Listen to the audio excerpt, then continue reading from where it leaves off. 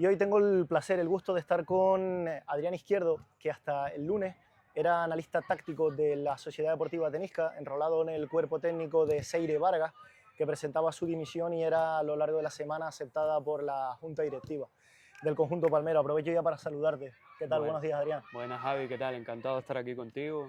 Sí, hablábamos fuera de micros, Adri, de que hasta el lunes eras analista táctico de la Sociedad Deportiva Tenisca. Si nos puedes contar un poco la situación de cómo ese Tenisca de los récords del año pasado en un par de meses pasa a ser un Tenisca en el que el entrenador tiene que solicitar la dimisión. Sí, en principio pues viene de atrás, ¿no? Al final llevamos mucho tiempo sacando soluciones con una plantilla corta y llevamos mucho tiempo con este tema, pidiendo refuerzos que nos dieran más amplitud a la hora de tener fondo de armario para el equipo. En preferente nos daba, sacando soluciones, pues sacando jugadores fuera de sitio, etcétera. En tercera no te da, en tercera es mucho más exigente, es mucho más complicada. Es cierto que los fichajes que vienen a principio de temporada no le dan ese salto de calidad al equipo y al final tienes que tirar con la base que tienes en preferente. No puedes afrontar entrenamientos al 100% de intensidad porque tienes miedo a que esos jugadores se te puedan lesionar. Los fuerzas en exceso con 6-7 partidos seguidos a 90 minutos porque al final solo tienes 1 o 2 cambios para afrontar los partidos. Y es una situación que se hace complicada para hacer un informe de equipo propio, para exigirle a un jugador sobre un error que comete en un partido, o para el entrenador, en este caso Seire Vargas, afrontar un entrenamiento. Entonces es una situación complicada, nosotros creemos que la solución es dar un paso a un lado, que entre otro entrenador, que traiga a lo mejor 3-4 jugadores de su mano que le aporten calidad al equipo. Y que traiga aire fresco, ¿no?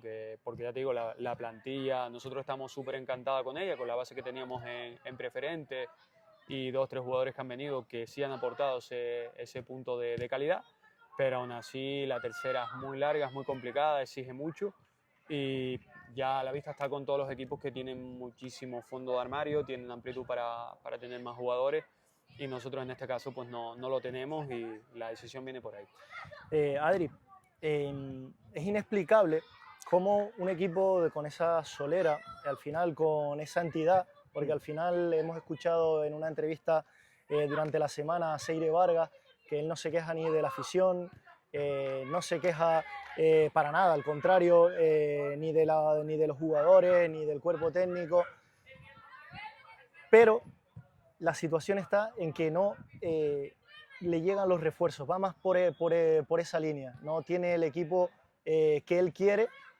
¿Cómo es la situación a la hora de los refuerzos durante este verano? Porque al final recordamos que el Tenisca asciende con una temporada de récord de 90 y pico puntos. ¿Cómo se da la situación de que en esos meses el entrenador no tenga la toma de decisiones para hacer fichajes? Oriéntanos un poco. Sí, al final es una situación complicada porque nosotros no ascendemos en la última jornada en preferente. Tiene mucho tiempo. Claro, tenemos una antelación importante que si tú eres una persona inteligente, pues utilizas ese tiempo para ir tocando jugadores y trabajar con un plan A o un plan B a la hora de materia de fichaje. Se te puede caer un fichaje, pero tienes que tener una segunda opción.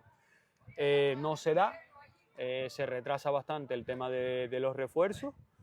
Las renovaciones, pues algunos jugadores que eran titulares no renuevan y al final te das cuenta de que equilibras con todos los equipos de tercera que seguramente tienen más presupuesto que nosotros porque nosotros somos un recién llegado y se complica mucho a la hora de fichar. Entonces al final a la vista está, los fichajes no dieron el nivel deseado, de hecho creo que 2, 3, 4 han salido ya nada más entrar, es decir, es algo significativo Claro. para un equipo y es la evidencia, es decir, al final la base que tenemos en preferente es bastante buena, lleva muchos años trabajando con Seire, saben lo que quiere Seire, saben el modelo de juego que busca, esa base no tenemos ninguna queja, como tú dices y lo decía Seire, de la afición no podemos decir nada porque siempre nos ha apoyado, siempre ha estado a muerte, es decir, nosotros hemos venido a Tenerife y nos hemos sentido locales, chapó por la afición, pero sí es cierto que nos hizo falta o nos hubiera hecho falta ese punto de tener esos refuerzos que le dieran calidad al equipo. Pero, y ahora me surge a raíz de lo que estás diciendo, Adri, que entonces tú como analista táctico, como conocedor del fútbol regional que se mueve en Canarias, si tú te interesa un futbolista, tenías la opción de proponerlo y te lo traían? En O- principio, mi trabajo o el automatismo que yo hacía en el trabajo a nivel de scouting era yo sondeaba al jugador, veía la situación que tenía. Al final, también es cierto que al ser La Palma, si tú quieres traer un jugador de Gran Canaria o de Tenerife, que son islas mayores, también tienes que tener en cuenta el número de pisos que hay en La Palma, que son limitados, por así decirlo, lo que tiene el club, y la situación que tiene. Si tiene pareja, si tienen trabajo, si está estudiando, todos esos temas pues también son un poco, ¿cómo decirlo?, que bloquean un poco a la Claro. hora de conseguir un fichaje al 100%, pero mi trabajo se basaba en tocar al jugador, ver la situación que tenía, ofrecer al director deportivo, y la toma de decisiones ya era cuestión de él. Bueno, ¿te trajeron algo en este verano de lo que tú propusiste? Te puedo contar uno en preferente, no te puedo contar mucho más. Y Seire en la toma de decisiones a la hora de los fichajes, ¿proponía también? Sí, O luego, o era más por parte de la directiva, en este caso Omar, al, quien hacía los fichajes? al final el Tenisca es un equipo que tiene sus parcelas, es decir, cada uno tiene su parcela de su trabajo. Obviamente el director deportivo está en permanente contacto con el entrenador, hay esas conversaciones, oye, estoy tocando a tal jugador, estoy tocando a tal jugador. Él está enterado de eso en todo momento, pero ya es cuestión de si él está conforme o no, que yo creo que no, a la vista está Sí.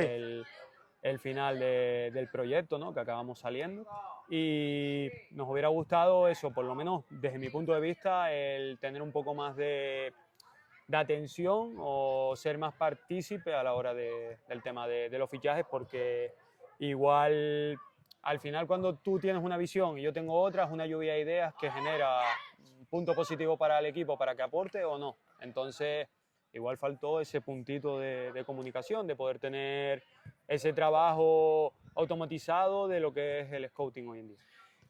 Adri, aprovechando, porque no todos los días se está en un equipo como el Tenisca, porque puedes estar en muchos, ahora de hecho Sí. vamos a repasar tu carrera, Sí. lo que significó o qué ha significado estos 2 años para ti pertenecer al conjunto de Mirka. Para mí es un sueño hecho realidad, creo que lo puse en la despedida que hice, es decir, a mí me llama Seire para venir al Tenisca cuando yo había estado en 2 o 3 proyectos que no fructificaron, no fueron buenos, de hecho los tengo que abandonar por desidia, por falta de palabra a la hora de cumplir con lo que te pactan.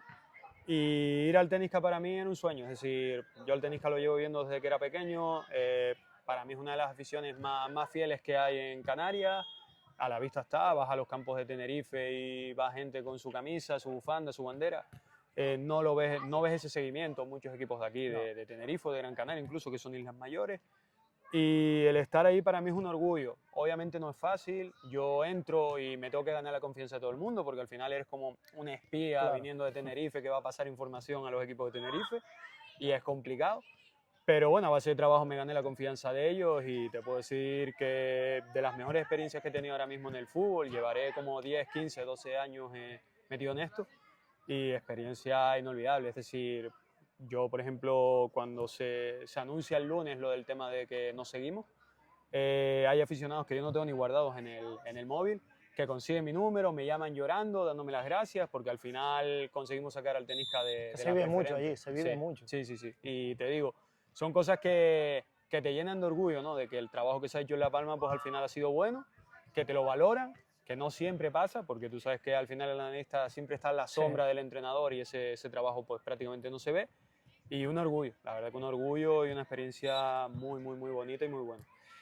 Bueno, Adri, vamos a, si te parece, a hablar un poco en torno a tu figura como analista táctico, inclusive esta parte que has vivido en el Tenisca, pero en tu carrera, porque hay que recordarle a quien nos esté viendo que analista, lo hablábamos fuera de micros, analista táctico no es una profesión reglada, no es una profesión federativa, sino al contrario, estás como en esa especie de sombra que tú comentaste anterior. Y aparte, no hay un título oficial que te diga tú eres analista táctico. Total. Son muchas herramientas de autodidacta, buscando gente que es buena, que sea fiable. Tienes que, a lo mejor, incluso profesionalizarte mucho más, estar un escalón por encima, porque tienes que fijarte, pues tienes que buscar equipos profesionales y demás para luego tú fijarte. Y sí es cierto que ahora han surgido muchas academias en los últimos años, Sí. pero al final no es un título, toma, aquí ya eres analista Sí, táctico. total. Tienes que entender mucho el juego, o sea, Sí. ya no solo la parte del entrenador, porque quizás hasta incluso sabe muchas veces más que el Sí, entrenador. sí. ¿Sabes?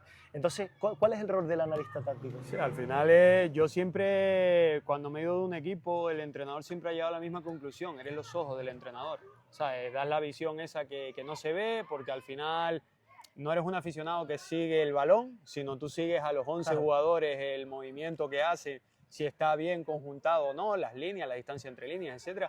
Es muy complicado de seguir, es lo que tú dices, al final es un híbrido, porque a lo mejor el entrenador solo saca el título de entrenador, que aún así es complicado sacarlo, y el analista no. El analista tú vas a charlas y te dicen, ¿es recomendable tener el título de entrenador? Otros te dicen que no, Claro. pero también son muchos cursos privados de análisis táctico, de scouting, de mucho trabajo en ese sentido, y no es fácil. Al final tienes que estar constantemente en formación, y es lo que tú dices, tienes que rodearte de buenos contactos que te ayuden, fijarte en ellos, que sean un espejo para ti, para tú después poder llevarlo a cabo con las herramientas que conlleva el fútbol regional, que no tiene a lo mejor, pues yo qué sé, un programa de 6.000 euros que te puedes pagar como cualquier club profesional. Tú, por ejemplo, ¿qué herramientas usas, o sea, en tu día a día? ¿Cómo empezaste tú para aquellas personas que quieren empezar? ¿O cuál es tu trabajo? ¿Cómo es tu timing de semana, por ejemplo, cuando estás en equipo? ¿Cuál es ese rol que tú tienes dentro de un staff? Pues mira, yo no tengo días libres, es decir, los jugadores o el cuerpo técnico normalmente el que entrena 3 días libra 2, el que entrena 4 días libra 1, los analistas no libramos.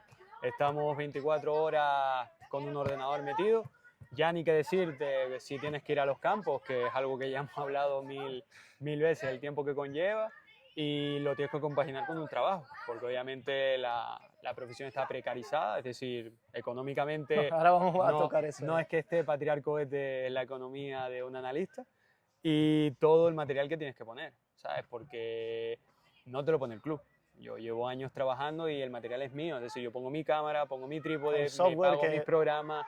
En este caso yo, por ejemplo, los cortes los hago a manual, pero para trabajar un informe a lo mejor me puedo pegar 6, 8 horas divididos en varios días. De tope tengo hasta el miércoles como mucho para poder sacarlo, empezando desde el domingo. Y eso hay que compaginarlo con una vida laboral, con familia, etcétera, que es complicado. Y dedicarle muchas horas y mucho tiempo, desplazarte a los campos si tienes que grabar tú para crear tu base de datos de partidos, que hoy por hoy cada vez se ve menos porque ya todos los equipos llegan a un acuerdo, se meten en una nube en Mega y se ven los partidos, que te facilita un poco el trabajo.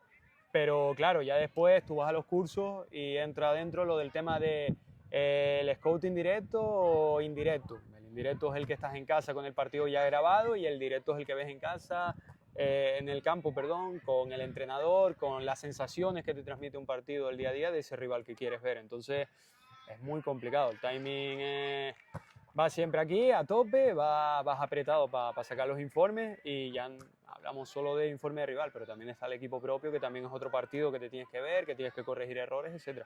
Entonces muy apretado, muy apretado. Vamos antes de pasar por la parte económica, porque nos hace gracia esa parte, hablar un poco de ese análisis del rival y análisis del equipo propio. Al final hablabas también de ser los ojos del entrenador. Sí, total. Pero es que el entrenador en tus proyectos has estado, si no me equivoco, con Patricio de Ara, Sí. con Adonai, Sí. en esta última con Seire Vargas, también estuviste proyectos cortos con otros entrenadores. Sí. O sea, ¿qué hace? No solo que el entrenador te elija a ti, Sí. sino que tú elijas estar en ese cuerpo técnico. Te ha dado la circunstancia en la que tú, no es que puedas saber más, ¿vale? Pero puedes estar a la par que el entrenador, incluso menos, Sí. porque él tiene pues, distintas características a ti. Sí. Pero esa parte que no sientes que no confía o que no ejecuta lo que tú le dices y luego en partido se plasma, se traslada. ¿Has tenido ese tipo de circunstancias? Sí, al final son 10 años en esto y experiencias hay miles para escribir un libro. O sea, al final es complicado, he tenido sensaciones. Yo, por ejemplo, hablo de la última con Seire, donde me ha escuchado al 100%, me he sentido súper valorado por él, me ha hecho caso siempre, y al final lo que yo le he aportado más lo que él ha querido hacer, ha salido el rendimiento que hemos tenido. a veces malo incluso cuando hemos perdido partidos, y ahí también tiene que haber autocrítica. Y después he tenido el otro caso donde me han escuchado al 50% o no me han escuchado. Entonces, al final eso te lo da el día a día, las sensaciones que tú tienes a la hora de transmitir, de comunicarte con un entrenador. Y ahí yo siempre he sido honesto conmigo. Yo siempre he sido una persona de ir a trabajar a tope, de hacer las cosas en base a los automatismos de la línea de trabajo que tengo y aportar, es decir, yo envío mi trabajo, ya si lo usan o no, pues ya depende de quien quiera Puedes usarlo. sentir un poco de Sí. frustración en Sí. algún momento, ¿no? Sí, y yo he tomado decisiones de irme, de apartarme, de irme a un lado cuando he sentido eso, ¿sabes? Cuando he sentido que no he tenido ese punto de conexión, de feedback con el entrenador, pues al final estás perdiendo el tiempo y no vale la pena, ¿sabes? Entonces, al final somos personas con caracteres distintos y tienes que conectar con esa persona. Y si no conectas, yo por ejemplo a la hora de negociar con un equipo, yo no negocio con la directiva. Yo lo primero que pido es sentarme con un entrenador para hablar con esa persona cara a cara, porque yo necesito saber si esa persona de verdad me quiere o si realmente se lo están imponiendo, porque buscan la figura del analista sin importar el trabajo que vaya a hacer. Yo por ejemplo tenía una experiencia en un equipo, no voy a decir el nombre, donde yo entré como analista, me negociaron como analista, me dieron las pautas y la línea de trabajo que tenía que hacer y al final resultó ser que era un operador de cámara, ¿sabes? Que solo iba a grabar y ya está, y no hacía informes, no hacía nada y era como solo ponía la imagen y aún así iba a los entrenamientos como analista y al final acababa como delegado, ¿sabes? Claro. Y es Poniendo los conos. Claro, entonces es complicado y es frustrante y ahí es cuando uno tiene que decir... poner en una balanza y decir, ¿me vale la pena esto? ¿Me vale seguir? ¿Me doy a respetar? Yo creo que la figura del analista está tan precaria porque mucha gente está, aunque no tenga los valores como tal de analista, es decir, aunque lo infravaloren o le quiten tareas que sí tiene que hacer un analista, ellos se mantienen. Y al final es complicado, si tú no tienes tu punto de vista y tus límites, es muy difícil que la figura se mantenga como lo que debería ser. Está avanzando, es cierto que con el paso de los años, hablabas de esa parte económica, de cuando mucha gente piensa que al final es más horas que el entrenador se le da Sí. vueltas en su cabeza. Sí. Muchas veces es cierto que tiene una base de datos para planificar, pero un informe no puedes tener una base de datos. Sí. Un informe final tienes que ver sí o sí el partido o partidos del rival, Sí. el partido o partidos propios, Sí. y a raíz de ahí cuando vas a negociar, por ejemplo, con un equipo de tercera, preferente y demás, Sí. ¿te ha dado el caso de que piensan que el trabajo del analista es grabar y ya está, y van por esa línea de ofrecerte siempre algo? Yo creo que es una profesión, hablando con otros compañeros, Sí. que no está bien pagada, ¿no? No, es lo que te decía antes, está muy precarizada. Al final, no solo la directiva, la afición también, tú estás grabando y te dice, ¿para qué cadena sale?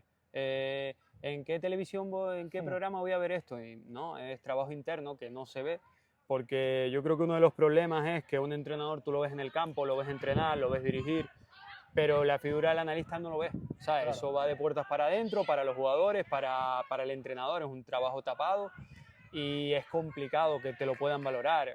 La directiva no entra cuando tú estás haciendo con el entrenador una sesión de vídeo de informe de equipo rival o de equipo propio. Entonces ni la propia directiva es consciente del trabajo que tú haces. Entonces, es que no tienen la cultura... Claro, por ahí viene todo eso, es decir, esto no es Inglaterra, que a lo mejor en Inglaterra sí está más valorada la figura del analista. Esto es lo que es y las categorías son las que son y es muy complicado. Pero claro, ya tú tienes que hacer un ejercicio mental para valorarte tú el trabajo, decir, mira, este es mi trabajo, yo lo voy a hacer así, me lo tiene que valorar el que me lo ve, y a mí me ha pasado con jugadores o con entrenadores que me valoran el trabajo, y como ese es el fin que yo tengo, pues es lo que al final me llena, por así decirlo, en la profesión. Tema económico, ni te voy a hablar porque la verdad que no vale ni la pena. Para mí el trabajo que le echas no va acorde con lo que ganas, es decir, muchas veces los clubes tienen presupuesto, ponen una pirámide, ponen primero a los jugadores, ponen después al entrenador y la migaja es para el analista y esto es lo que hay. Yo creo que se equivocan, ¿no? Claro, y al final es lo que hay. También te digo, a mí me ha pasado, por ejemplo, de, pues yo qué sé, tener 3 ascensos con el Wimar, con el Victoria y con el Tenisca, estar libre y que no te llame nadie. Y después enterarte, no, es que es una figura cara. Y tú dices, yo escucho a todo el mundo, ¿sabes? Entonces yo no soy ni de categoría ni de equipo. Yo soy de proyectos y de personas, ¿sabes? Porque al final la persona es la que te tiene que convencer para que tú vayas a ese equipo. Entonces, yo se lo he dicho siempre a todo el mundo, es decir, yo escucho a todo el mundo, valoro a todo el mundo y ya después decido yo, si me interesa, si no me interesa. Pero al final hay como una percepción del analista es muy caro, es una figura que, y al final eres el que menos cobra. Entonces, es un poco como la hipocresía del fútbol, ¿sabes? Relación horas desempeñadas, salario, el entrenador al final se pone la ropa, va a Sí, entrenar, sí, se olvida de todo. sí, Vamos a hablar de esa parte de los jugadores, Adri, si te parece. Jugadores inteligentes versus jugadores que no tienen la cultura de trabajo sí, de leerse un informe, de absorberlo. sí. ¿Qué prefieres? ¿Un jugador que sea un crack, pero anárquico? ¿O un jugador que sea una extensión de lo que tú quieres, de lo que el entrenador quiere? ¿Prefieres jugadores inteligentes versus jugadores no tan inteligentes, por decirlo de alguna Hombre, forma? por hacer tu trabajo que lleva un tiempo brutal de horas de trabajo y de dedicación, tú prefieres que todo el mundo te escuche, te vea el trabajo y te lo valore, obviamente. Ya está después la gente que te hace caso, no te hace caso. Te da rabia. También es cierto que tú tienes unas pautas a la hora de hacer un informe. Es decir, si tú haces un informe de media hora, Claro. al minuto 10 ya la gente desconectó. Entonces también tú tienes que usar herramientas o estrategias para tú decir, si quiero que me hagan caso con el informe tiene que ser conciso, claro, corto y que a ellos le entretenga. Yo no hago un informe, por ejemplo, con el Movie Maker, lo monto, le pongo 4 tal. Yo intento que se englobe, que el diseño esté bien montado, que ya no solo sea la herramienta de lo que uses para el análisis táctico, sino que estéticamente esté bien y sea atractivo para que le genere atención. Porque al final eso también conlleva pues, hacer una intro, estructurar el informe bien, que las partes tengan sus tiempos determinados, que la información sea clara para no liarlo. Entonces, tú tienes que usar tus estrategias. Es como cuando un profesor va a una escuela y dice que los chiquillos no me hacen caso, Claro. los niños no me hacen caso. Pues tú tienes que llegarle a los niños, pues con los futbolistas es igual. Al final tú tienes que llegarle a esos futbolistas y para eso tienes que buscar, ¿sabes? Ser inteligente, buscar las herramientas y trabajar. A mí me ha pasado, por ejemplo, con jugadores que no le hacían caso a los informes y a lo mejor de repente retrasarte tú porque estás fuera de casa y escribirte por privado, oye, no hay informe, y sorprenderte y decir, hostia, es que me está pidiendo informe el que no me hacía caso hace un mes, ¿sabes? Sí. Suele pasar. Pero es lo que te digo, al final es usar las herramientas como todo en la vida, es decir, cuando tú estás trabajando 8 horas y no quieres comerte 9 horas de trabajo, pues tienes que buscar una estrategia para cortar un tiempo para poder llegar a las 8 horas. Es lo mismo, es usar una estrategia para tú saber cómo llegarle al futbolista y conectar con él, ¿sabes? El futbolista, una pieza importante dentro de un equipo. Yo creo que siempre está la figura del entrenador, que tiene que conjuntar a una serie de personalidades muy opuestas, muy a veces, Sí. que no tienen ni por qué ser amigos. Mm. Es cierto que si un equipo está compacto, pero muchas veces los equipos campeones salen sin ser los mayores colegas del mundo. Sí. ¿Qué pones más en valor? ¿Un equipo que sea bien estructurado en ir todos a una, en hacer caso, o que sea una piña, pero una piña sin cabeza? Que suele darse esa circunstancia. Hombre, yo creo que al final es un equilibrio, ¿no? Siempre vas a tener jugadores que quieran destacar por encima de los demás, pero el mensaje tiene que ser que lo colectivo va por delante de lo individual. O sea, lo individual es una suma, un pequeño porcentaje para llegar al punto de consenso del objetivo. Es decir, lo que tú hagas individual tiene que sumarle al equipo, no sumarte a ti. Ya hablaremos del tema de los vídeos, pero por ejemplo, con el tema de los vídeos highlight te pasa. Yo trabajo vídeo currículum, que la gente busque su futuro desde un vídeo, porque yo que sé, una persona normalmente pone un currículum en papel, cuenta su experiencia y lo contratan o no. El futbolista tiene que venderse con imagen. Entonces, a mí me ha pasado, oye, hazme un vídeo, vale, pero ¿por qué lo quieres? No, para vídeo currículum, y al final lo quieres para las redes sociales, para que te digan que eres el más guapo, que eres el más perfecto. Eso es lo que iba. Y después lleguen, no me pusiste la acción donde le hago así a la chica, el corazón, y la fallo 3 metros para arriba. Pues no te la puse porque no te aporta para el vídeo currículum. ¿Sabes? Claro. Entonces, pasa de todo. Al final el futbolista es narcisista en ese sentido, le gusta que le digan que es el mejor y no siempre puedes decir que eres el mejor. De hecho, la figura del analista implica que tú realmente no puedes decir a un futbolista que es el mejor, sino que le tienes que exigir para que dé lo mejor, que es Claro, distinto. muchas veces se puede sentir señalado un jugador cuando en un vídeo que se puede poner a posteriori, el lunes, o incluso en la sesión previa al partido del fin de semana, cuando se hace un análisis específico de una posición en concreto, pongamos medio centro, salida de central y demás, y no hace caso el futbolista, se ha sentido o siente que se puede ver atacado? Hombre, yo creo que la finalidad del vídeo, a la hora del informe de equipo propio, por ejemplo, al igual que el del informe de rival, es buscar debilidades del rival, el de equipo propio busca que el jugador se vea los errores, Claro. ¿sabes? Entonces, tú tienes que ponerle los errores. Y a mí me ha pasado, por ejemplo, en el Tenisca, te lo puedo poner como ejemplo, de tener que hablar con jugadores y decirle, mira, yo no es que me caigas mal, no es que vaya por ti, pero creo que puedes dar más de lo que estás dando y eso implica que yo te tengo que poner los errores. Igual que también soy justo de que cuando lo haces bien también te lo pongo.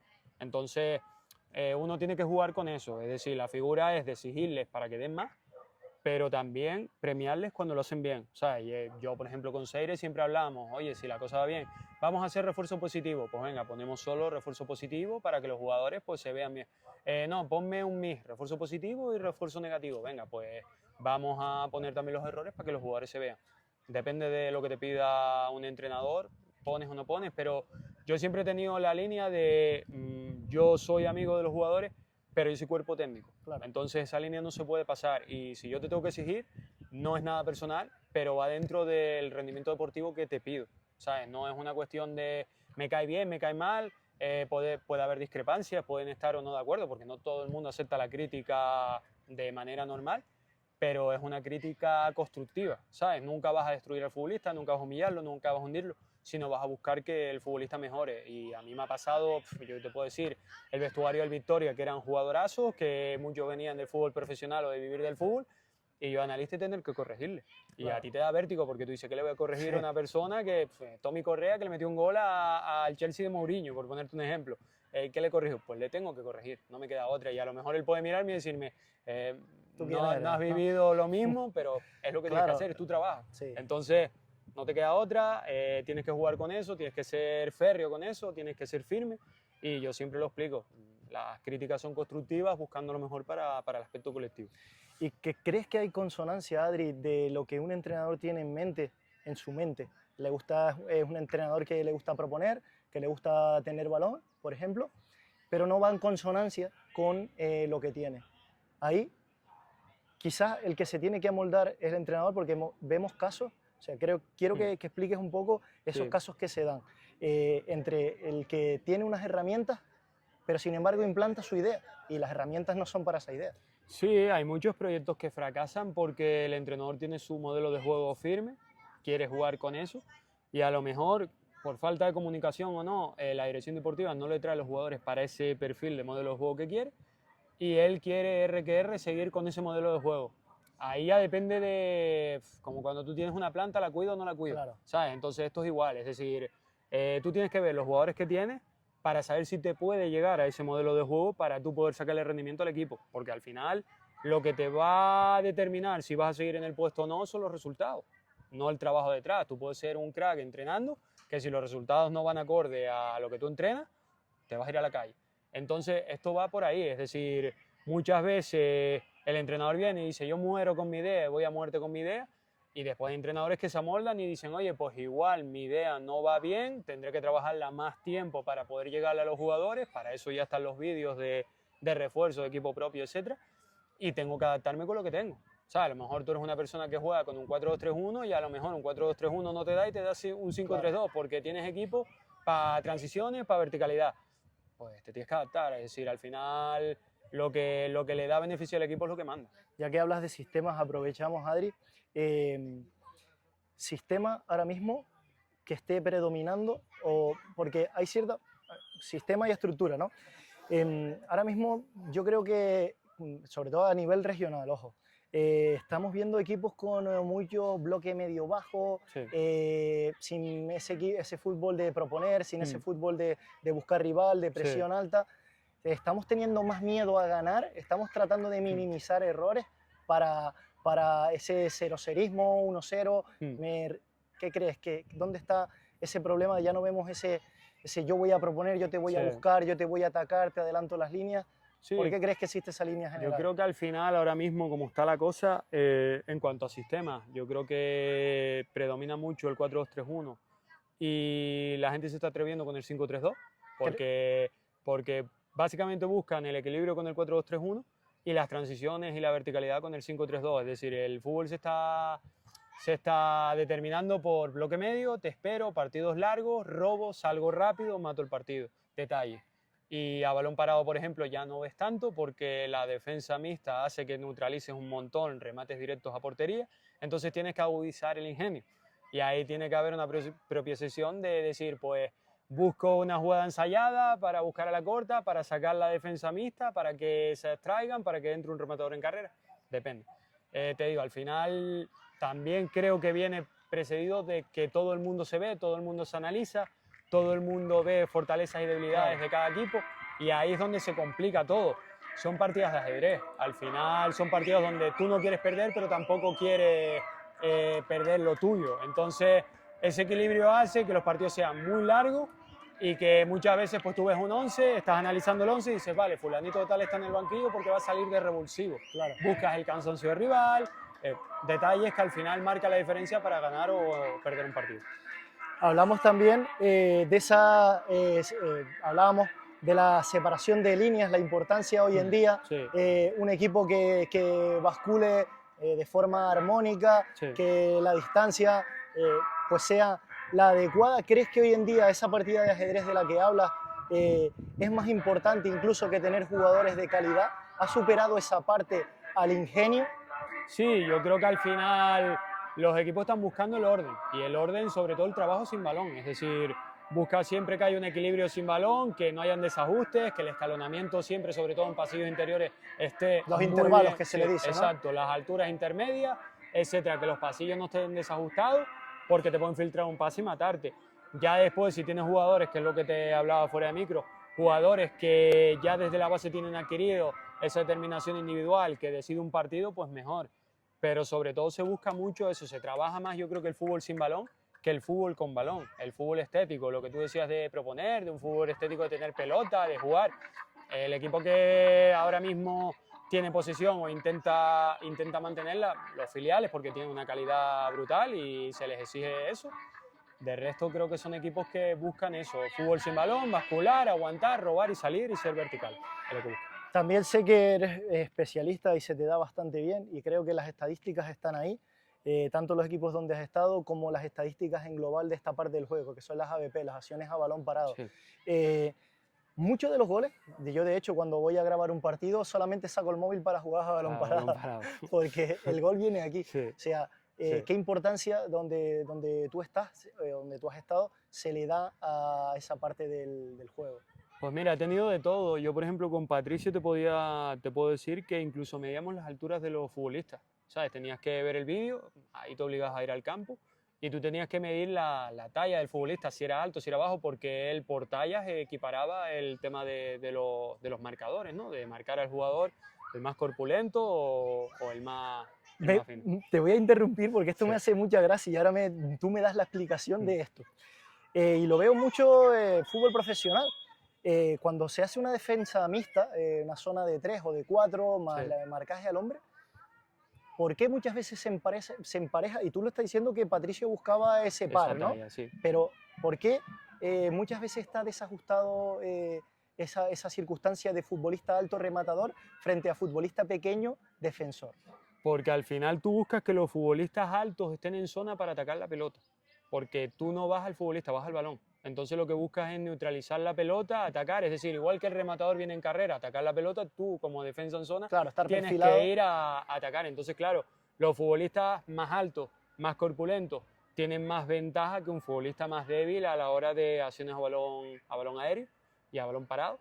Y yo creo que por ahí va la explicación del por qué se busca eso, ¿sabes? Al final tú buscas que el rematador en carrera, aunque tenga una marca débil, moleste a ese futbolista a la hora de entrar, porque ese microsegundo que tiene de molestar al futbolista en carrera determina si llega el balón al remate o no. Y tú buscas que tu defensa en zona ataque la pelota y neutralice la acción en todo momento. Me hablabas de la figura de Patricio, en este caso, con el que estabas en el Atlético Victoria. Sí. ¿Qué tal fue tu relación con él? Bien, súper bien. Conseguimos el ascenso con el Victoria. Trabajamos con Codos, una gran persona, yo le tengo mucha estima. Me parece un currante del fútbol, me parece una persona que tiene un currículum, ya ha trabajado bastante bien, sus equipos son intensos, pero sabe lo que busca cada equipo. Es decir, cuando él llega a un equipo, ahí está cuando entra en el Busanada, que al final lo termina sacando y por arrastre desciende, ¿no? Pero es una persona que trabaja, es muy intenso, vive por y para el fútbol, y ahora mismo que está sin equipo, pues le deseo que pronto encuentre algo para seguir trabajando, porque es una figura bastante importante en el fútbol canario.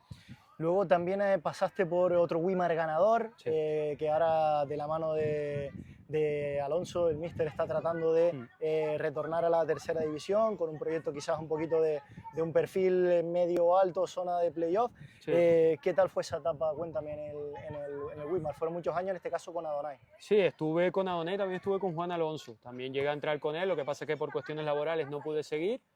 Él siempre me ha tenido bastante valoración, Juan Alonso, y le deseo lo mejor esta temporada, que saque los objetivos marcados en un año de transición, porque se le ha ido incluso la directiva. Y con Adonai súper bien, con Adonai al final era el fútbol que hablábamos antes, más estético, más que le gusta al espectador, de tener pelota, de jugar el espacio, de tercer hombre, y súper bien, la verdad que te digo, hacía los informes con él bastante bien, trabajaba, me escuchaba, ya después le daba sus pinceladas a los equipos, y lo bueno que él tenía, por ejemplo, era que en base a lo que veía del rival hacía alguna variante más el modelo de juego implementado que ya él tenía. Entonces yo puedo decir que con la gente que he trabajado me he sentido valorado, me he sentido escuchado, y al final el trabajo está ahí, ¿sabes? Si a mí me dejan trabajar, pues yo pongo mi parte y me implico y le meto horas a esto. Y luego, hablando de esas dos figuras, tú cuando le entregas a ellos un modelo de informe escrito, tanto también en vídeo, ¿cómo lo estructuras? ¿Cuál es tu estructura de un informe de equipo rival, por ejemplo? Yo, por ejemplo, depende de lo que te pida el entrenador, ¿no? Por ejemplo, si yo trabajo libre, pues lo estructuro con parte defensiva, parte ofensiva, las acciones de balón parado, tanto ofensivas como defensivas, y ya después le metes transiciones, y ahí ya pues empiezas a meter fortaleza y debilidades, ¿sabes? Al final vas haciendo como un esquema y vas sacando esa estructura del vídeo, pero sobre todo lo estructuras con 4 partes básicas que al final determinan los 90 minutos del partido, y ya después le vas metiendo sus ramas para poder ir desgranando al rival. ¿Trabajas por cajones, por sectores, divides el campo, o eso al final el jugador tiene que saber ya cuál es su área de influencia a la hora de defender, su área a la hora de subir, caso de laterales, por ejemplo, o caso de ubicación de medio centro, si es escalonado, si es perfil, si un zurdo se ubica más a la derecha para luego posible diagonal o al revés? ¿Tú te gusta trabajar eso de sectorizar un poco las zonas del campo? Sí, yo soy mucho de mapa de calor. Me encanta el tema de los mapas de calor porque al final determinan la participación del futbolista en determinadas zonas. Al final también depende de la visión que estés teniendo sobre el partido. Hay veces que te lo pide más o veces que te lo pide menos. Si tú ves un jugador que es muy vertical, pues al final ese tipo de trabajo te determina o le crea más atención al futbolista, que es lo que hablábamos antes, de llegarle a un futbolista para que tenga claro el tema de cómo es el rival al que se va a enfrentar, si juega pierna cambiada, si va hacia adentro, si va hacia afuera. Al final tú buscas un poco contrarrestar la fortaleza siempre del rival, y cuando tú tengas pelota, tener debilidades y poder matar los partidos. Hablas de ese análisis DAFO, debilidades, amenazas, fortalezas. También esa ventaja, ¿cómo la creas tú desde tu persona para trasladarla a un informe? ¿Cómo vas a un campo? ¿Qué es lo que haces en ese campo? ¿Te lo anotas? ¿Tratas de grabar? Porque otra de las cosas es poder grabar, es algo complicado hoy en día. Cuando los campos son municipales y los directivos se piensan que son los dueños del campo. ¿Cómo haces tú para identificar ese DAFO? Sí, bueno, al final, cuando tú vas a un campo, lo primero que intentas hacer es pasar desapercibido, 100%, que no te vea nadie, que es complicado porque te van a ver. Grabas, sacas anotaciones y después trabajas indirectamente en casa. Intentas apuntar pues, puntos clave para tenerlo en cuenta a la hora de trabajar, porque no lo puedes tener fresco. Claro. Yo sí he visto analistas, por ejemplo, que si van a un campo, van con su mesita, van con el ordenador. A mí me parece demasiado despliegue demasiado despliegue para ir a analizar. Entonces, claro, categorías como preferente, por ejemplo, en mis inicios con el Wimar, por ejemplo, no había nubes, no todos los equipos llegan a un acuerdo de verse, etcétera. Entonces tú tenías que ir a los campos a crearte tu base de datos. Yo me acuerdo, por ejemplo, una vez con un equipo que quería colaboración con nosotros. Nosotros estábamos arriba, creo que cuando íbamos a ascender con el Wimer. Y vamos a colaborar, vale. ¿Qué tienes tú? ¿Qué tengo yo? No, yo tengo una base de datos de vídeo y tú, no, yo tengo todo en papel. Pues no, como que es un poco desigual, ¿sabes? Es un poco complicado. Entonces, son cosas que en los inicios se veían, ahora no tanto, porque ahora mismo... Se filtraba mucho. Sí, exacto. Y ahora mismo, por ejemplo, pues no, ahora mismo ya no ves tanta gente yendo a los campos a grabar, a lo mejor van a ver el partido porque saben o tienen la garantía de que van a poder verse por internet, si llegaron a ese acuerdo, que hasta donde yo sé creo que tanto Tercera, que he estado dentro, como Preferente están así, ¿sabes? Tienen ese punto de vista. Entonces, sobre todo tú vas a grabar el partido, a tener tu base de datos para ti y a coger anotaciones para poder sumarle al informe, pero el informe siempre, por lo menos en estas categorías, no te queda otra que hacerlo indirecto. Bueno, Adri, también sé de una parte de que tú haces, lo hablabas antes del video currículum de futbolista. Sí. Desde hace años llevas ya un proyecto detrás y muchos jugadores contactan contigo. ¿No? Explícanos cuál es ese, ya no proyecto, porque ya está consolidado, Sí. ¿qué es lo que te dedicas aparte del análisis táctico? Sí, bueno, al final, aunque suene raro, yo siempre me ha gustado más el scouting que el análisis táctico, a pesar de que me he dedicado más al análisis táctico que al scouting, desgraciadamente. Pero mi pasión es el scouting, siempre lo he dicho, siempre me encanta el tema de detectar talento, de ir a los campos, etc. Entonces, bueno, esto surgió cuando estaba formándote en cursos con Jorge Gutiérrez, que ahora es el director de AFEFA, Aitami, que es el entrenador del Vera, Samuel, que es analista de Suso en el Tenerife, Juanma, que es el segundo de Masiño. No sé si me dejo alguno más, si me lo dejo que me disculpe, porque la verdad que no, ahora mismo ha llovido. Y bueno, creamos Canary Scout, empezamos a trabajar desde ahí, a crear, porque entendíamos que no había nadie que fuera a los campos a hacerle un highlight a un futbolista para que después ese vídeo, moviéndolo a YouTube, lo pudieran ver representantes o equipos para que le interesara al jugador y hacer un reclamo, por así decirlo, para que esa estructura de scouting de equipos pues, de superior categoría vinieran a ver ese jugador. Puedo poner el caso, por ejemplo, de Johnny, que ahora está en el San Miguel, que le hicimos vídeo cuando estaba en el Orotava juvenil. Y después ellos toman caminos diferentes por decisiones que ellos consideran y yo me quedo solo. Entonces, claro, yo me quedo solo con una red de representantes con los que tengo que trabajar y no me queda otra. Entonces, hago Kaizen primero y después hago Gorilla Highlight. Y me dedico simplemente a trabajar con representantes, obviamente va por época, no tanto en el mercado de invierno, salvo que haya algún jugador que de repente quiera salir o le salga algo en el extranjero, y sobre todo en verano. Intentamos hacer una estructura en todos los partidos que se han jugado la temporada, sacar lo más potable del futbolista, hacer un vídeo highlight que abra boca, por así decirlo, a una secretaría técnica, porque el vídeo es como la avanzadilla para que generes interés y que después el secretario técnico, el director deportivo diga voy a verme los partidos a 90 minutos de este jugador, ¿vale? Porque en un highlight tú pones lo mejor del futbolista, pero después tienes que verlo a 90 minutos, si te da rendimiento colectivo, porque tú estás individualizando sobre algo que va a determinar colectivamente si aporta o no para el equipo. Entonces, para que nos quede claro, tú en ese programa, proyecto que se llama Gorilla Highlight, sí. Gorilla Highlight lo que hace es recopilar vídeos de futbolistas, o los grabas tú o ya te lo traen sí. ellos, y lo estructuras con sus herramientas, sí. Jugador que detecta espacio, sí. Jugador que se mete entre líneas, jugador que achica, sí. que pues sabe superar una línea, todo ese tipo de factores que son muchísimos. Sí. A partir de ahí tú lo metes, lo encajonas en un vídeo, ¿a lo sumo de cuánto puede ser? 5 o 7 minutos, porque al final en un mercado de verano un director deportivo se puede ver 1000 vídeos, entonces si tú le haces un vídeo de 10, 15 minutos te lo va a echar para atrás.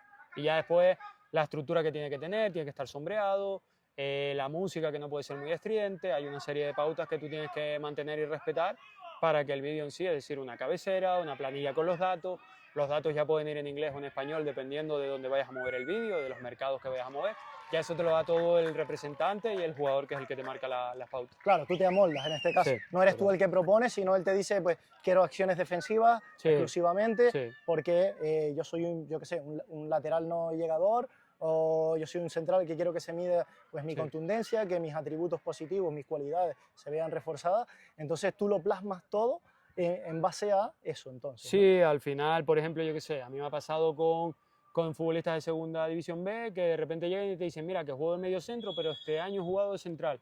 Quiero que me pongas de medio centro porque es mi posición natural y no quiero venderme como central. Claro. Pues tienes Way Scout, tienes que buscar a través de estadísticas de porcentajes de éxito de pases, de acciones que determinen que eres un medio centro y que no eres un central, pero que tienes un perfil defensivo o ofensivo. Al final tienes que adaptar un poco a eso y es un poco idear una estrategia para que el vídeo salga en base a lo que te está pidiendo el jugador. Como estamos centrando en lo individual, no sé si te parece, y esto vamos a hacer una especie de ¿cuántos años? 10, 12, ya llevas ahí moviéndote Sí. en este círculo de equipos de tercera, incluso con rivales que te contactan, a lo mejor para, pues también lo haces, que está bien Sí. saberlo. Tú, Sí. por ejemplo, cuando no estás trabajando para un equipo, trabajas para terceros. Sí, al final volvemos a lo mismo de los precios precarizados para la figura del analista, Claro. porque no todo el mundo Pero te vendes contrata. informe por individual. Exacto. Si, por ejemplo, algún equipo quiere, a mí ha pasado, oye, mira, que el equipo va mal, necesito un informe de equipo propio, vale, pues voy, te grabo 2, 3 partidos, te hago el informe de equipo propio y te lo envío.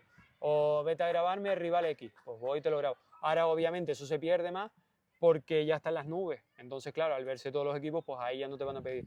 Pero sí, hablamos de 2, 3 años que sí estaba más en auge y sí se hacía más. Ahora más quizás el informe de equipo propio, porque no todos los equipos tienen una figura del analista y el entrenador está con sesiones, ver al rival, etcétera. Entonces está a tope de trabajo y necesita que una persona externa pues le ayude un poco a, oye, quiero hacer una sesión de vídeo para que mi futbolista se vea. Pues ahí, por ejemplo, entra ese tema. O yo qué sé, llamarte a lo mejor el ojeador del Madrid, mira, para que me vayas a grabar al jugador X de infantil. O el Atlético de Madrid, mira, para que me vayas a grabar al jugador X de cadete. Pues vas, grabas el partido y que lo vean, ¿sabes? Yo estuve un par de años que iba para el tema de las selecciones canarias para representante. Oye, que es la selección canaria, quiero que me grabes el partido porque mi agencia quiere ver al jugador X. Pues al final eso te va saliendo. Al final es trabajo. Hay que cogerlo y te digo, son hechos puntuales, pero que no tienes que cerrar nunca por lo que pueda pasar. Adri, no sé si tú te ibas también a unir con lo anterior, en estos últimos 10, 12 años, ¿te mojarías o, de lo que tú has visto? ¿Mm? Si me puedes decir, futbolista por línea, que tú te lo llevarías a tu equipo, pues que tenga todos los atributos que tú consideras para tenerlo confeccionar en una plantilla. No sé si ahora te pillo, Ayuda. te pillo por banda. Por ejemplo, los últimos 10, 12 años hemos visto perfiles de lateral. Yo te voy a poner un ejemplo. Juanda, que ahora mismo se encuentra en la Unión Deportiva Los Llanos. Vale. Centrales que tú hayas visto, que tú digas, pues me ha sorprendido, para bien, para mal. Jugadores que recuerdes, mediocentros, extremos, Sí. Delanteros. Pues mira, si tú tuviese que hacer un 11 me van a faltar muchos nombres porque... No, ponemos me coge mucho sobre frío. la mesa. Con tu ayuda lo vamos a sacar, eso está claro. Yo de portero me llevaría a Kylian del Tenisca, sí o sí, por cómo es. Al final lo llaman el héroe pasarón por algo con lo que hizo con el Mensajero. Central, pues un central que a mí me encantaba, por ejemplo, era Josué del Weimar, por los pases interiores que tenía, eran increíbles. Lateral derecho, por ejemplo, Pablo Gil, que yo lo tuve también, por ejemplo, en el Weimar y me pareció un espectáculo, las subidas, o Juan Dioni, sin ir más lejos, que ahora está en el San Miguel. Lateral izquierdo, te voy a decir Echedei Carpentier. Me gustó lo que vi. Lateral derecho también me acabo de acordar. Seven, que estuvo muchos años en el Vera, en el Busanada. Sí. Me parece una locura de lateral. Medio centro, Raiko por descontado. Raiko del Victoria y los años del Mensajero, increíble. Agoné de media punta, lo tengo muy claro. Es decir, es un jugador... ¿Lo meterías por dentro? Sí. Agoné yo creo que... Hemos visto muchos goles que los hace partiendo de derecha, pierna cambiada, palo largo. Sí, pero porque está de media punta, pero se tira a los lados. Se tira a los lados. Pero, por ejemplo, un jugador que yo lo tendría sí o sí siempre en mi equipo. Te voy a proponer dos que a lo mejor no lo tienes en el radar. Nos estamos yendo mucho para la isla de La Palma, hay mucho talento allí. Sí. Que no es que sean palmeros. En este caso de Vianney Nieto. Sí, o sea, el Mau. Tiene que estar. Sí. siempre. Y Juan Marocha también, Sí, futbolistas distintos. Ya no queda esa jornada de jugadores No, imaginativos, no. y esta gente perdía pocos balones al Sí, final, ¿eh? yo te pongo un caso, por ejemplo, las Ocas Joshua. Sí, Me parece un jugador que de medio centro, media punta, da muchísimo, es desequilibrante. Yo lo detecté en un partido del Tenerife Segunda, cuando hacía esos partidos famosos con los equipos regionales, cuando él estaba en el Hidalgo. Me pareció un espectáculo de futbolista y te digo, es un jugador que es de esa quinta, de ese perfil de, estético, que te da vistoso mucho, que, para... sí, que en una jugada individual te mata. Después, ¿quién más? ¿Quién más te puedo decir? Delantero estoy pensando, No, delanteros hay muchísimos, ¿eh? te diría que Mansi por lo Sí, que da, sin duda. Hombre, a mí me entrenó Domingo Ramos, ya si sí, tiramos de antigüedad, sí. pues te puedo decir que es uno de los delanteros canarios que más goles ha hecho. Y es que ha sido... Extremos ahora mismo, me vienen dos a la cabeza y están en el San Miguel, que no sé por qué va ese equipo tan abajo. Perfil de Dinámico. mejores delanteros, por ejemplo, de la última década, Víctor Rodríguez. Sí, total. Mejores extremos puros, y el caso lo comentabas anteriormente, Johnny. Yo te diría Johnny, te diría Sota, te diría Seven del Wimar, que lo tuve yo también, que era muy vertical, era incluso de delantero, era muy vertical la velocidad que tenía. Nami, Seven Boades, Sí, muchos futbolistas Adán de tenemos. delantero también, que ahora está en el San Isidro, me parece un delantero espectacular. Eh, Y después la época de también nos vamos a La Palma, de los Dani López, Geray sí, Pérez total, Arrugado, sí, son gente al final que se le caen los goles. sí, Eso quiere decir que muchas veces, estamos hablando ahora de muchas sí, individualidades, sí, muchos equipos los reclutan y hay sí. veces que eso no conjuga. No, ¿Por qué es eso? yo creo que al final cuando tú metes tanto jugador contrastado en un equipo, tienes que valorar mucho el tema de gestión de ego, gestión de personalidades, porque esos jugadores vienen de otros equipos donde ya han sido importantes. Claro. Entonces, juntar tanto perfil importante en un equipo y que vayan todos de la mano. Yo, por ejemplo, te puedo hablar del caso del Victoria. Cuando yo llegué, era un equipazo, línea por línea. Me acabo de acordar otro jugador lateral izquierdo, Roberto Carlos, que Sí. lo tuvo en el Wimar, que si no me mata, entrenador del España B. Al final, juntar ese perfil de jugador y que todos sean, que sumen para el equipo, que todos aporten su granito de arena desde la humildad y no hayan fisuras, no hayan fracturas, que siempre las va a haber, Sí. es complicado. Es que, Adri, se me vienen a la mente equipos, no quiero no enemistarme, pero me vienen equipos que hacen una selección de futbolistas y tú dices, Sí, pero qué jugador más bueno. Sí. Si este era el mejor en este equipo, Sí. si este era el mejor en este equipo. sí, Y luego están condenados al descenso o no O están en el hasta- objetivo sí, de que se les marca, porque por esos jugadores tienen que estar arriba. sí. O sea, ¿quién es el culpable de esa situación? ¿Los propios jugadores o el entrenador? ¿Una mezcla? Yo creo que es una mezcla. Yo creo que es una mezcla de lo que te comentaba y al final son dinámicas. Yo te puedo hablar del último año en el tenis, que a nosotros nos salió todo en preferente bien, tema de lesiones, acciones que tenía rival, que Kylian estaba descomunal, entraban goles que a lo mejor tú no te esperabas que fueran a entrar en una ocasión que a lo mejor no era para entrar, y luego vas a tercera y no te entran.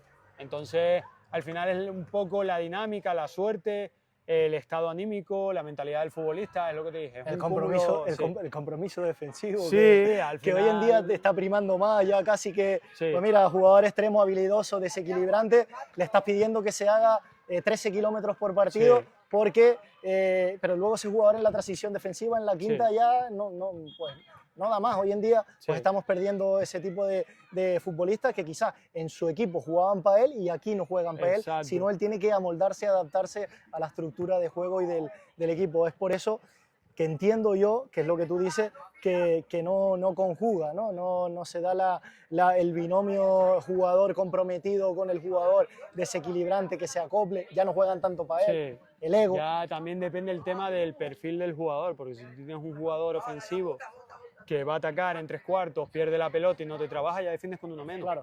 Entonces, claro, un equipo te puede matar con una inferioridad si tiene superioridad numérica y ocupa bien los espacios y el timing. Entonces, al final ese tipo de cosas determinan todo. Tú tienes que, como entrenador, gestionar eso y decir, hey, hemos sido importantes en otros equipos, pero aquí hay que correr. Entonces, Eso que ahora hablabas de las igualdades y la superioridad numérica, ¿crees que hoy en día es lo que se está más priorizando en el fútbol, que es el 2+2=4? ¿Es algo obligatorio, sí o sí, igualar o superar? Sí, y es muy vital para los partidos, es decir, ya te puedo hablar del Victoria, que lo ejecutábamos perfecto. Cuando tú atacabas y perdías pelota, las transiciones eran de los 10 hombres. Y cuanto más jugadores tú metieras por detrás del balón, más complicado para un rival atacarte espacios y determinar que esa jugada que roban y salen al contraataque en una transición acaba en gol. Entonces, creo que es un aspecto fundamental ahora mismo, tal y como se está determinando el fútbol, para trabajar para todos los entrenadores. Es decir, el tema de las vueltas, de las transiciones, de automatizar cuando tienes que atacar y cuando pierdes que tienes que volver, para no tener un equipo partido, sobre todo. Y sobre todo ahora se busca mucho la zona, ya en cualquier sector del campo, pero en zona intermedia, si ellos te colocan 3, tú colocar 4, Sí. meter un extremo que entre por dentro para crear esa superioridad. ¿El jugador le interioriza eso o Sí, cuesta? al final todo tiene un proceso y un progreso de trabajo. Hay gente que lo quiere antes y gente que lo quiere después. No te queda otra que trabajarlo, que para eso están los vídeos, para que se vean, pero es fundamental. Al final, te digo, depende de lo que tengas. Si tienes dos jugadores, por ejemplo, que son mediocentros, siempre intentas tener uno de más corte defensivo y otro que mueva más la pelota. Por eso precisamente, para que no se te caiga el equipo, no se quede partido, no hayan fisuras en una zona tan importante y tan sensible. Al final todo eso determina que un equipo funcione bien o no, tanto con y sin balón. Bueno, Adri, ya para ir finalizando, me gustaría saber cuáles son tus objetivos o metas a corto plazo, ahora que acabas de finalizar esta etapa en la Sociedad Deportiva Tenisca. ¿Qué es lo que vas a hacer en este final de temporada o cuáles son tus intenciones? ¿Descansar, seguir reciclándote? De momento quiero seguir con cursos, es decir, lo de los cursos yo lo tengo más que activo siempre, todo el año. Cargar pilas, dedicarle el tiempo que le he quitado a mi pareja, a la familia, etcétera, y escuchar a todo el mundo. Si llegan ofertas, pues la valoraremos y estudiaremos la opción. Y te digo, si Seire coge un equipo y quiere contar conmigo, pues yo siempre he estado a muerte con él, voy a estar con él y siempre lo voy a tener como una prioridad porque he estado bien en ese sitio con él y el escudo es lo de menos. Al final lo que importa es sentirte valorado en el proyecto donde estés y que te dejen trabajar. Pero aún así entiendo que estás abierto, ¿no? Sí, sí, sí, al Estás 100%. abierto, si Sí. hay equipos ahora que llega a mercado de invierno Sí. y a lo mejor hay cambios en su estructura, cambios en su staff, o no tienen esa figura tan especializada y están cerca de un objetivo, tú tienes las puertas abiertas, ¿entiendes? Sí, 100%. Al final llevo muchos años trabajando más en la preferente que en tercera y al final he conseguido lo que he conseguido con trabajo, ¿sabes? Con trabajo, haciendo proyectos buenos, trabajando, teniendo o ganándome esa confianza que te brinda un cuerpo técnico y no me cierro nada. Voy a escuchar a todo el mundo, es lo que te decía antes. La etiqueta de figura cara la pueden ir borrando porque yo escucho a todo el mundo y te digo, y al final el proyecto tiene que motivar y si motiva, pues no veo por qué no. Pues este ha sido Adrián Izquierdo, que sin duda es jugador, ahora conocedor del fútbol regional Canarias, tanto Tenerife como tanto en Tenerife como en Canarias, persona conocedora sin duda de nuestro fútbol y que le agradecemos este ratito. Adri, muchas gracias. Gracias, Javi.